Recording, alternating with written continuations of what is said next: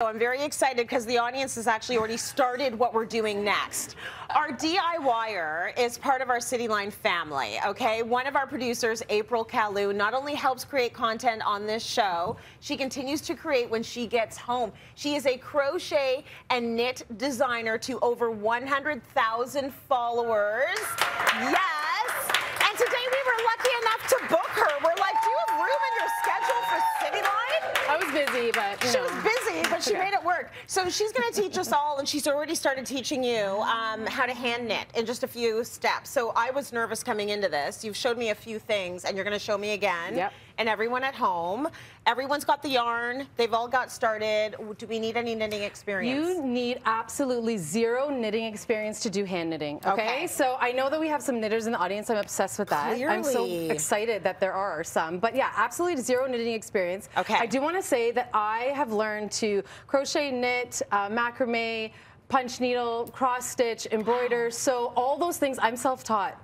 Absolutely self-taught. I watch videos online, and I'm just obsessed with adding things, more things to do. Yes. Like I don't have enough things to do. She's got 2 kids, a job, a side hustle. Yeah. So was this during the pandemic? Yeah, no, this was 9 years ago, but like Okay. I learned basic crochet stitches from my grandma when I was about 10 years old. That's beautiful. I was very distracted with Nukas on the block, so I did not continue that at all. And so yeah, so my first mat leave 10 years ago, I picked up yarn, a hook, and I just haven't looked back, and she's my inspiration and motivation to continue this maker journey for sure. Oh my gosh, that's so good. Yeah. That's beautiful. Yeah. Okay, why don't you start? So yeah, I want to start. So first, I just want to say that everyone in the audience has yarn. They're going to be doing this demo along with us. Yes. This yarn is Yarnspiration's Bernat Blanket Extra Thick Jumbo yarn. I picked this yarn for a reason because it's so jumbo. So good. When you are thinking of hand knitting, you definitely feel like you need that nice chunky jumbo yarn. You want to be able to move it around. So this is really like, if you could feel this right now and squish this, like feels squish so it, good. just squish it. It's like a cloud. It's like a cloud. It's like a cloud. So we're gonna start our first step. So I did show the audience, and some of them already know how to do it, okay? Yeah.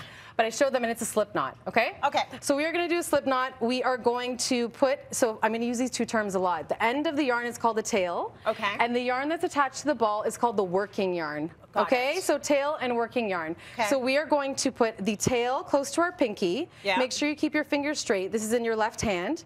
Your thumb is going to hold the yarn right where your pointer finger is. We're going to take the working yarn with our right hand.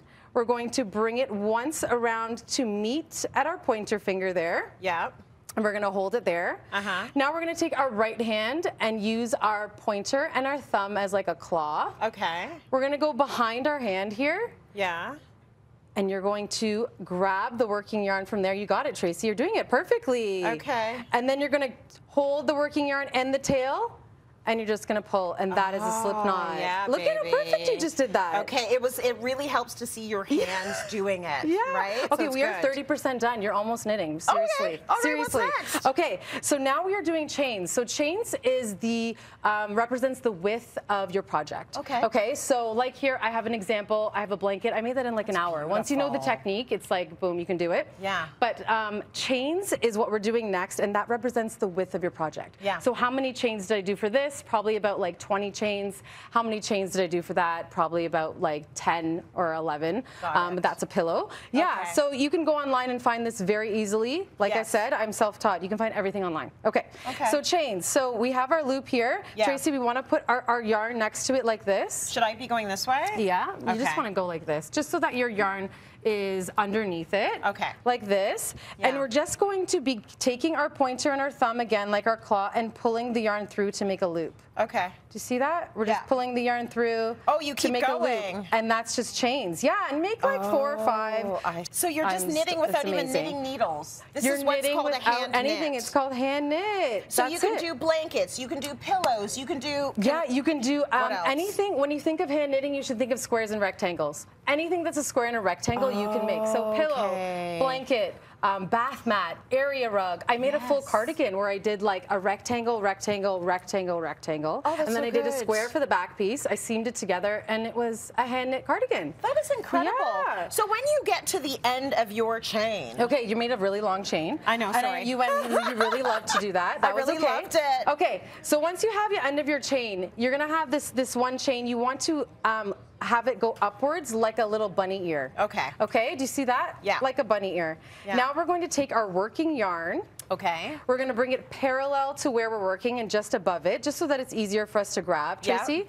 And then you're going to go in that chain that you made right there with your pointer and your thumb. Yep. And you're going to grab the working yarn and just pull up another bunny ear, like another loop right there. So it's a bunny. That's it. And just you can keep doing that. Just go in the next loop and pull up another loop. Oh, I see. Yeah. Okay. And they're all just like little bunny ears. Do you see that? That is very cool. So the only trick that I would say to this, and when you're a beginner, it's a little harder, try to keep them all the same size. Yeah. And make them a little loose. Don't give too much tension to make it tight, because it'll be harder for you to do the next loop. Yeah, yeah, or the next loop. Exactly, exactly. Okay, very cool. So I know you did all this already. Let's pretend your swatch was that small. Yeah. And then the next row is exactly the same.